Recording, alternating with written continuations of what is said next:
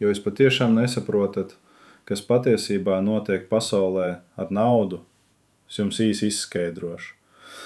Kamēr lielākā daļa cilvēku baidās no materiālās nestabilitātes, ko izraisa ģeopolitiskās izmaiņas un starptautiskie konflikti, gandrīz visu valstu banku sistēmas strādā pie viena kopīga projekta. Ārējie konflikti, ko jums rāda mediji, slēp iekšējo, globālo biznesa projektu, kuram nepieciešama visas pasaules banku sistēmas apvienošana un transformācija. Ja cilvēki nesāks tam pretoties, viņi zaudēs visu.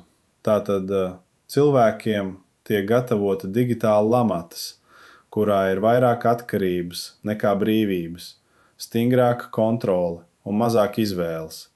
Šis projekts saucās CBDC. Kas tas ir? Tās ir centrālo banku digitālās valūtas iedzīvotājiem. Tas ir šī valūta, kas ir pilnībā kontrolēta, un tagad uzmanību. Un jauno digitālo valūtu ierobežo tikai centrālā banka. Katrs cilvēks kļūst par laimīgu digitālās makas īpašnieku. Un tikai caur šo digitālo maku būs iespēja saņemt vai atdot naudu. Visas pārējās jūsu bankas būs savienotas ar jums caur centrālās bankas kontu. Tas nozīmē, ka bloķēt piekļuvi jebkuram jūsu kontam, jebkurai jūsu bankai nebūs problēma.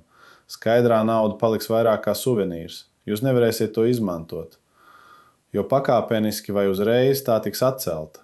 Un kontrole pār iedzīvotājiem kopumā būs ļoti vienkārša.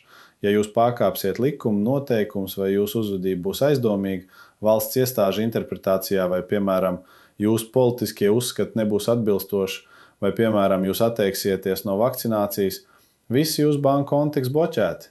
Tas nozīmē, ka jums vienkārši atslēgs maku, pilnībā atņemot naudu, neatkarīgi no tā, cik daudz naudas jūs esat nopelnījis ar godīgu darbu.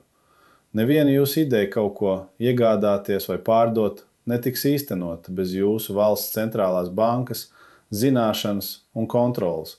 Pašlaik jums to pasniedz kā jaunu modernu tehnoloģiju ēru un kopēju labumu visai cilvēcei, bet atkārtoju. Tas ir slazds, no kur vairs nebūs izējas, ja jūs to reiz pieņemsiet.